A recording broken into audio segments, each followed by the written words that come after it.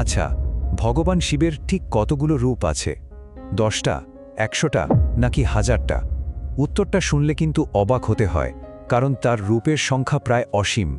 আর সবচেয়ে আশ্চর্যের বিষয় হলো, এই রূপগুলো প্রায়শই একে অপরের থেকে একদম আলাদা। চলুন আজ এই রহস্যের গভীরে প্রবেশ করা যাক।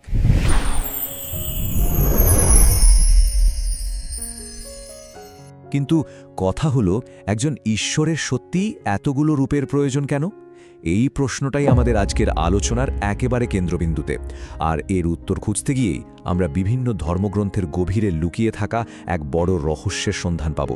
এই যাত্রায় সাথে থাকতে চাইলে অবশ্যই লাইক, শেয়ার আর সাবস্ক্রাইব করে আমাদের পাশে থাকবেন। আর দেখুন, রহস্যটা শুরু হয় ঠিক এখানে। বিভিন্ন শাস্ত্রে শিবের রূপের যে তালিকা তা কিন্তু এক নয়।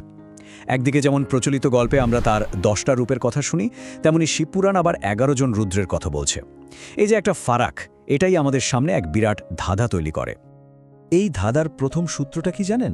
দেবতা একজন, কিন্তু তার মুখ অগণিত। আসলে এই অসংখ্য রূপই ভগবান শিবের পরিচয়ের একটা খুব গুরুত্বপূর্ণ অংশ। পুরাণ থেকে শুরু করে আগম শাস্ত্র, প্রাচীন ধর্মগ্রন্থের পাতায় পাতায় তার কত না রূপের বর্ণনা ছড়িয়ে আছে। আর এই সব বিভিন্ন উৎস থেকেই তার রূপের তালিকাটা এত বড় আর এত বৈচিত্র্যময় হয়ে উঠেছে। আচ্ছা, চলুন বিষয়টা আরও সহজে বোঝার জন্য তার সবচেয়ে পরিচিত কয়েকটা রূপের দিকে একবার তাকানো যাক। এই রূপগুলো বিভিন্ন শাস্ত্র আর গল্পে বারবার ফিরে এসেছে। প্রথমে আসা যাক নটরাজের কথায়। তিনি হলেন মহাজাগতিক নর্তক। ভাবুন তো, যার নৃত্যের তালে তালে এই পুরো ব্রহ্মাণ্ড তৈরি হয়, আবার ধ্বংস হয়ে যায়। আর তার পায়ের নিচে যে অসুরকে দেখা যায়, উনি হলেন অজ্ঞতার প্রতীক, অর্থাৎ জ্ঞানের জয়। এরপর অর্ধনারীশ্বর, মানে অর্ধেক পুরুষ আর অর্ধেক নারী। এই রূপটা কিন্তু খুব গভীর একটা অর্থ বহন করে। এটা হলো শিবের পুরুষালী শক্তি আর মাতা পার্বতীর নারীসুলভ কোমলতার এক নিখুঁত মেলবন্ধন। একদিকে যুক্তি, অন্যদিকে করুণা। একদিকে কর্ম, অন্যদিকে আবেগ। সবকিছুর এক দারুণ ভারসাম্য। আর ইনি হলেন দক্ষিণামূর্তি, মানে পরম গুরু। কিন্তু এমন গুরু যিনি কথা না বলেই শুধু মৌনতার মাধ্যমেই শিক্ষা দেন। দক্ষিণ দিকে মুখ করে থাকা এই রূপটি প্রাচীন ঋষিদের শব্দেরও পারে থাকা পরম জ্ঞান দান করেছিল। এর মানে হলো, সবচেয়ে গভীর জ্ঞান কিন্তু নিস্তব্ধতার মধ্যেই লুকিয়ে থাকে। তাহলে এই যে এতগুলো তালিকা, এদের মধ্যে কোনটা ঠিক? এখানেই তো আসল ব্যাপারটা। এই তালিকাগুলো আসলে কেউ কারো বিরোধী নয়, বরং প্রত্যেকটার পেছনে একটা বিশেষ উদ্দেশ্য আছে। এই বিভ্রান্তিটা তখনই কেটে যায় যখন আমরা প্রত্যেকটা তালিকার উদ্দেশ্যকে আলাদা করে দেখি। যেমন ধরুন, শিবপুরাণের যে 11 জন রুদ্রের কথা বলা আছে, তারা হলেন দেবতাদের রক্ষাকর্তা। আবার তান্ত্রিক শাস্ত্রে যে 10 মহাবিদ্যার কথা আছে, তারা আসলে দেবী সতীরই 10টা রূপ, নারী শক্তির প্রতীক। ঠিক সেভাবেই শৈব আগমশাস্ত্রের 25টা রূপ হল ঈশ্বরের মহাজাগতিক লীলা বা খেলার এক একটা প্রকাশ।